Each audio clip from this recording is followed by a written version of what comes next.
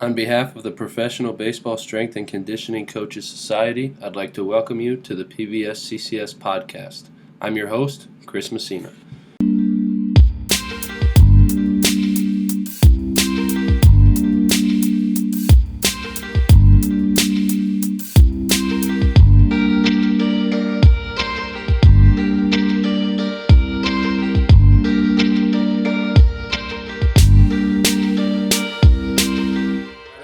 Alexa Garcia of the Houston Astros organization. Alexa, thanks for coming on. Appreciate your time. Tell the listeners about yourself, if you would, please. Thanks, Chris. My name's Alexa Garcia. This is going to be my third season with the Houston Astros, my fifth season in professional baseball. This has been a long time coming. Me and Chris have known each other via socials for years. This is like a full circle moment for me, as you know, because I would reach out to you when I first started listening to this podcast, when I knew I wanted to be in professional baseball. I mean, I've been listening to this podcast since like 2018, I want to say, and that's being conservative. So of course, started networking with you. So this is more of an honor than I can express to you, just because I've been such a fan of the podcast. But I've kind of rehearsed these in my mind since grad school, honestly. But again, just wanna, I think I said this when I reached out to you, just wanna finally come on the pod to help contribute to that next coach that's listening to this podcast in undergrad or grad school, and see that the journey is possible and that the end goal is there if you want it to be. Go ahead. No, I was to say, you're like the exact target audience I was thinking of when I first started this, right? It's like, if anybody gets something out of this, that they're like, you know what, I'm intrigued and I want to get into professional baseball. Like for me, that was a huge win. So early on, when you reached out to me and told me about that stuff, it meant more to me than you probably realize. And then the support over the years has been awesome. And I genuinely appreciate it. So, not to cut you off on your intro there, but just like, for me, it feels good to know that this has helped you and that you're in return trying to bring that favor to the next coach that's listening that hopefully wants to get into. For sure. To get kind of meta about it, I remember listening to this podcast on long collegiate road trips with the baseball team, picturing myself in the role that I am in now. So just to be able to do this podcast with you is awesome, like I was saying. But I'm ready to get into the background and everything that it took to grind and get to this position. So feel free to ask me any more questions or anything. It's kind of a long tangent, but you'll see why I was so intrigued back in 2018 to reach out to you. It's funny, I started in strength and conditioning really, really young. I knew I wanted to be a strength coach since freshman year of college. I was one of those people that was a very, very passionate high school athlete. That this is going to sound cliche to literally everybody, but that my body just couldn't handle taking it into the next 4 years of collegiate. But I knew I was very passionate about sports and wanted to stay in sports. So I immediately jumped into internships and getting into sports however I could, and how I could stay in that competitive environment without necessarily being in it anymore. So it started with me doing an internship with FAU sports medicine. So kind of that athletic training realm at Florida Atlantic University. So the way FAU's laid out is the strength and conditioning room is right across the way from the AT room. So I'd always peep my head in there and say, oh, maybe I should finally start going over to strength, since I knew that's what I wanted to do.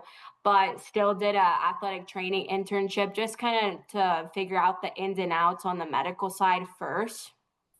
Traveled with the football team as a freshman, got that football grind in. From there, I transitioned over to strength and conditioning with FAU, and I stayed on with them for maybe 2 full years before there was like a huge turnover in the department. As happens with football, they just like turn over the coaches and whatnot. So I thought it was a good opportunity to like push myself and look around the other universities. Being a South Florida local, there's a ton of opportunities with universities in the area, just like 30 minutes away. So then I went on to do an internship with the baseball team at Nova Southeastern University. It's a Division II, but they had just come off of winning a Division II conference title and then going on to win the national title. So I was like, heck yeah, get me in there. So stayed on with them for their season. Then that summer, I ended up kind of heading a collegiate league down here. So Collegiate League of the Palm Beaches is run out of the West Palm Beach area. So I just kind of ran everything concerning that league, me and 3 other college kids, just like grinding it out, filling waters, getting hands-on with doing warm-ups, cool downs, corrective movements, kind of like my first true exposure to just running things on my own. So I thought as like a junior in college at that point, like that was invaluable experience, especially in the leadership realm. That kind of helped me figure out that, hey, I love strength and conditioning, I love baseball, but I also love leadership and helping like develop the people around me. I probably sound so cliche saying half of this stuff. But then from there, I went on to intern at Cressy with Eric Cressy, and that was awesome. I worked there on and off for 3 years after I completed my internship. I started in the summer of 2018, and all throughout finishing my undergrad and all my years in grad school, every time I got an opportunity to come back home, let's say in the winter or summer semesters, I would immediately hit up the Cressies. Hey, I'm home. Can I please come work? I want to be like around you guys as much as I can. So I was there for 3+ years. I helped them move into their new awesome facility in West Palm Beach. Like we had like this tiny little garage gym in 2018. So that's been really cool seeing them grow into that space. After I finished my internship with Cressy, I started my master's program at Louisiana Tech. And for those who may not know, like Louisiana Tech is home to Dr. David Szymanski, one of the godfathers, if not the godfather of baseball specific research. All those papers that you probably referenced in your undergrad and graduate studies were probably written by Szymanski or contributed to by Dr. Szymanski. So I knew that if I wanted to be in baseball, I needed to go study under him. So I went to Louisiana in 2019, March of 2019. Sat down with him for an interview to see if it was a right fit. He took me to the baseball facilities. I met with the baseball coaches. Me and him sat for an hour watching baseball practice, and he turned to me and was like, what do you think? Do you want to come to Law Tech? And I was like, hell yeah, sign me up. So from there, I studied under him as much as I could, learned as much as I could from him. He turned into like almost a mentor for me. Kind of, I'll go as far as say like a second dad at one point, where like you just go in your office, in his office, like the middle of Louisiana. It's like the dead of winter. Florida girl, I've never felt anything under than like 45-degree weather, and just like bawling my eyes out, like, is this the right move? Like, did I come to Ruston, Louisiana? Like, was it the right move for me? And there's many a times where he talked me down and was like, you're doing everything that you have to do and you're in the right spot. Like, just let everything culminate to what you want in life, and like the cards will fall how they may.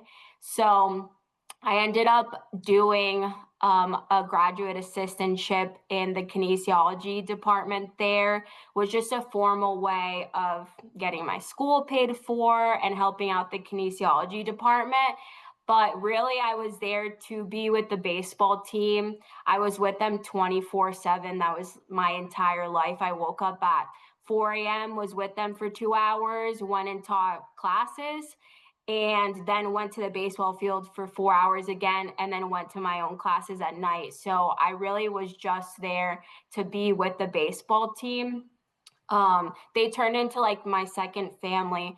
I mean, those guys, I could tell you like, and we're gonna hit that like stories on like baseball and whatnot, but I'm still super close with like the baseball staff there and everything. So like I lived, slept, and ate baseball that whole time there, because when I wasn't traveling with the baseball team, when I wasn't on the field with the baseball team, I was doing research concerning the baseball team.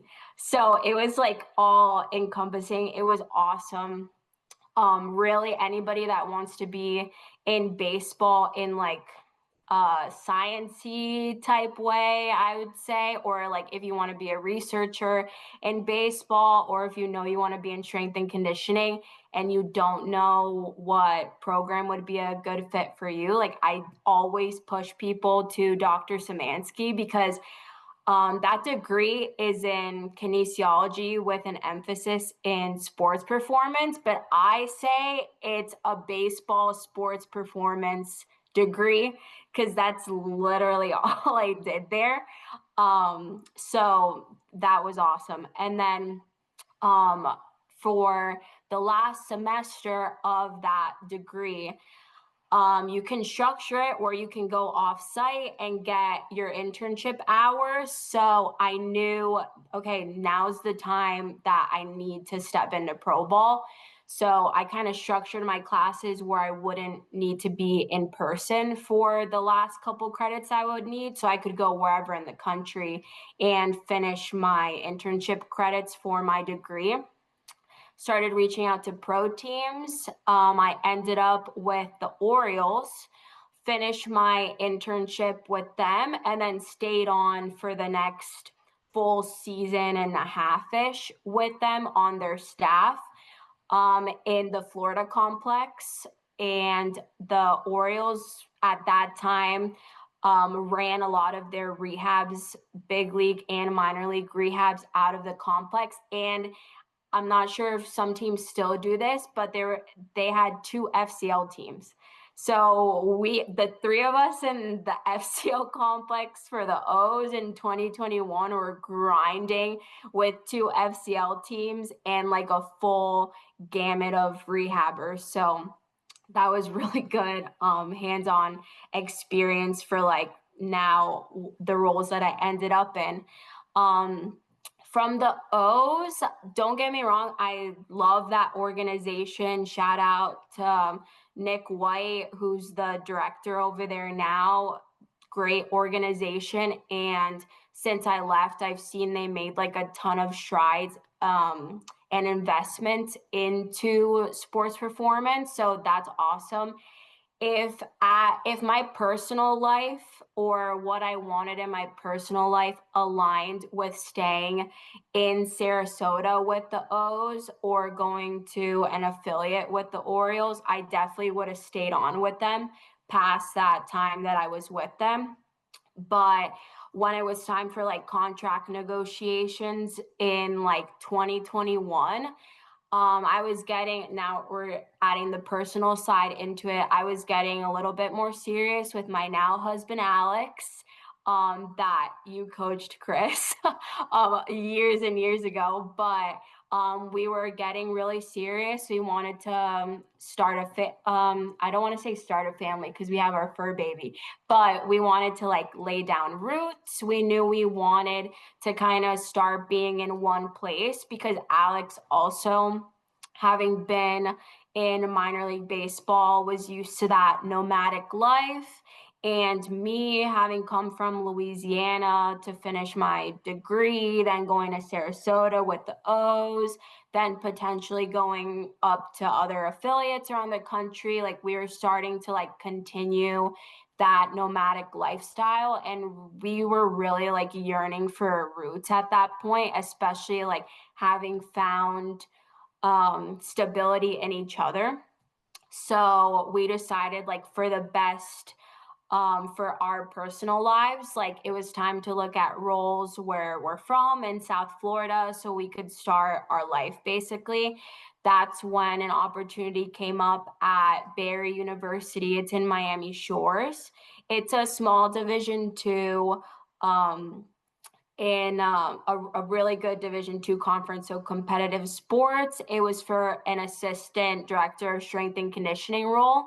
So again, like ties back into my yearn for leadership, that I knew if I wanted that leadership experience, I needed to be in some kind of assistant director, assistant coordinator position so I could start really like getting my feet wet, because I knew if I wanted to come back to pro ball eventually, I'm going for a leadership position.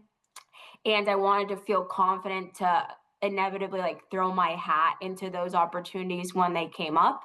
So when an assistant director position came back up in South Florida, I jumped at the opportunity, finished out my contract with the O's in fall of 21, and then ended up going to Barry University until about August of 2022. I was promoted to director of strength and conditioning. So within like 8-ish months, my director had left on to bigger, better things. And they kind of told me, hey, he set you up for the past couple months to be ready to take on this leadership role. We're confident that you can do it. So I was the director of strength and conditioning at Barry University from August of 22 to about, let's say October of 23. The Astros started knocking on the door. So I really had no intentions of looking elsewhere or leaving Barry. I wasn't unhappy with my situation at all. Definitely a grind. Don't get me wrong. Like the D2 grind was evident.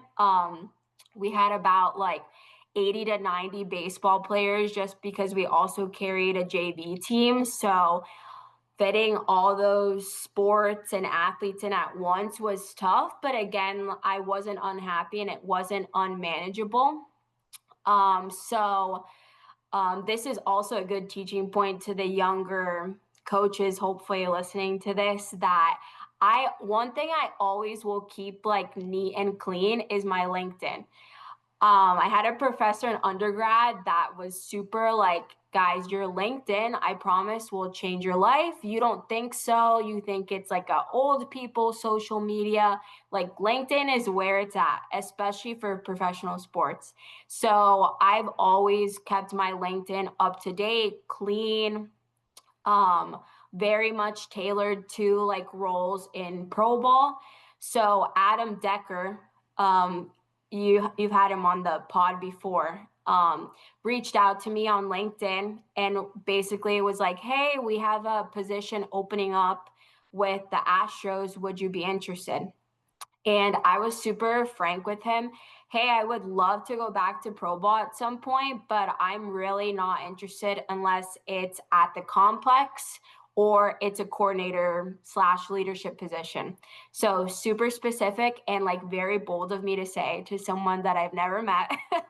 But I figured I'd throw it out there. And he was like, funny you say that. We have a rehab coordinator position opening at the West Palm Beach complex. So if you want to apply to that, 100%, like we'd love to have you apply, and like we think you'd be a great fit based on what we're reading in your LinkedIn.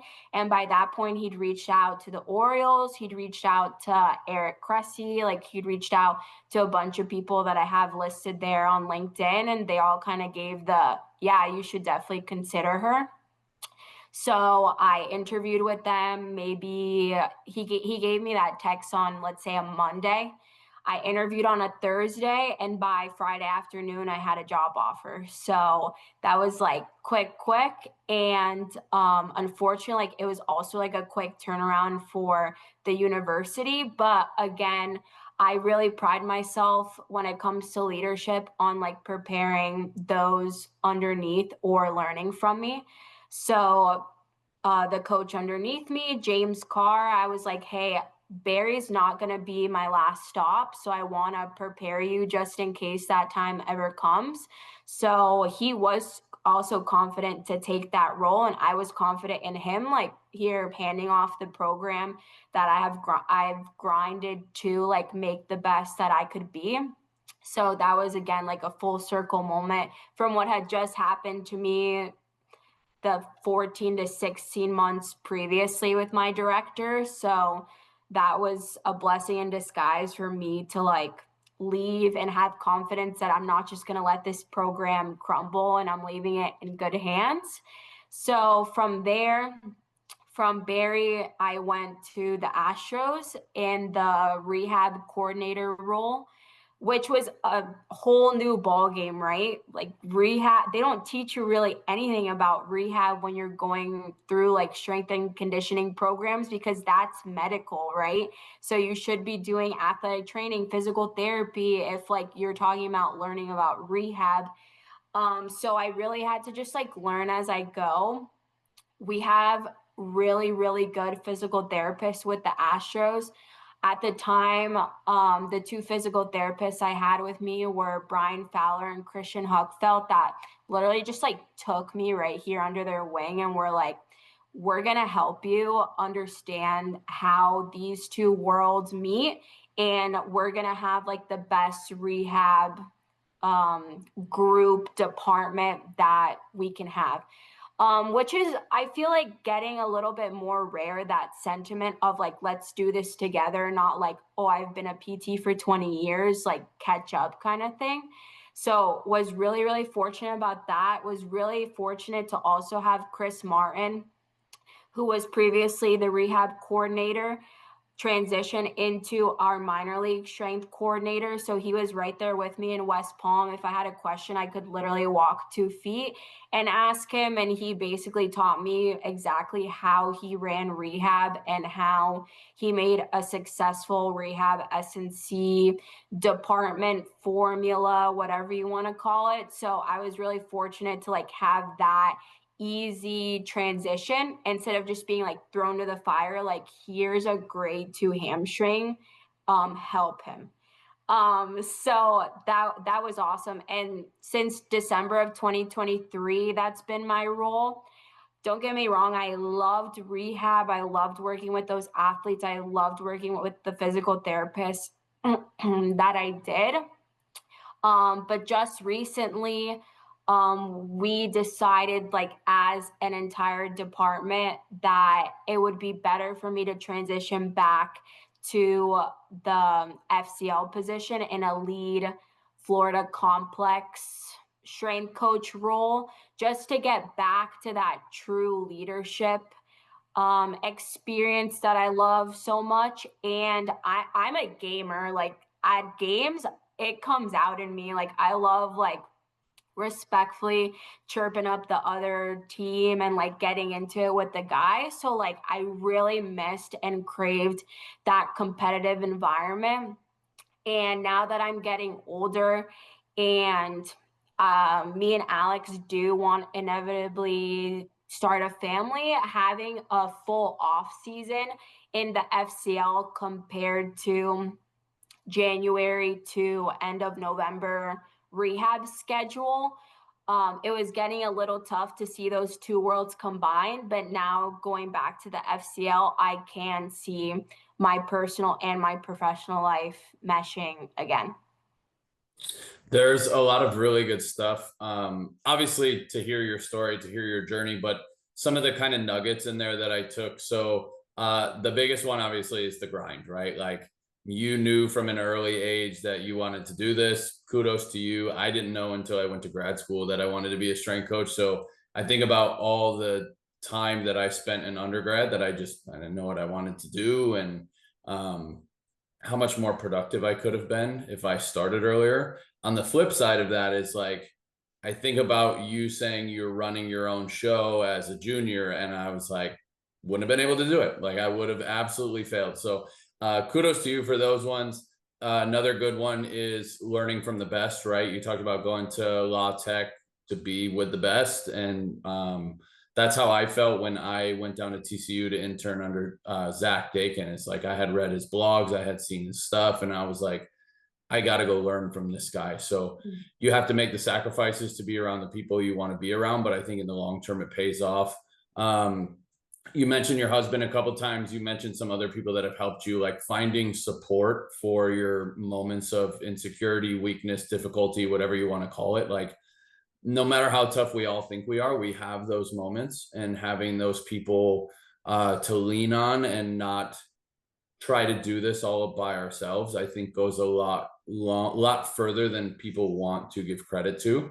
And then the other one is that you were talking about one when you were at Barry, like you weren't not unhappy, like you were content, you were at peace with yourself. And a lot of times that's when a role kind of surprises you, right? Is like when you're not really looking for it, but you've put the work in, you've prepared yourself. And that was something I always kind of lived by, right? Is like, just you prepare yourself as best as you can. And when the opportunity is ready to present itself, it will. And a lot of times you're in this moment where you're at peace versus like, I got to find something, I got to do something. You're kind of just rushing. Like, it just feels like I'm really in a good spot. And if something else comes my way, if pro ball comes back to me, I'll be ready for it, or I'll at least make an assessment. And the last one, you talk about like being bold towards Adam Decker. I don't really look at it that way. I look at it as you being honest and saving a lot of time along the way of like, let's say he reaches out and you're like, yeah, I'm really interested. And then they're like, all right, we got an affiliate role that you'll be great. And you're like, I don't want to travel. And they're like, okay, we got this. And you're like, well, I don't want to do this. Like, you kind of laid it out right at the front.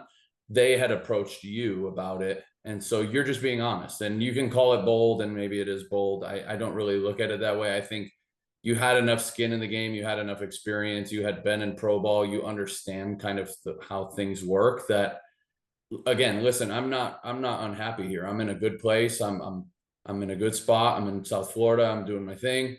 You approached me. For me to leave, it would take this. And, it lines up the way it lines up. And like you said earlier, sometimes the cards fall the right way. Sometimes they don't. And in this case, it seems like they did. And I can tell you're genuinely happy with the org, and then also with the former rehab spot, and now like transitioning into this new role. I can tell that you're very excited about it and the potential that it has for you. So we'll get into that.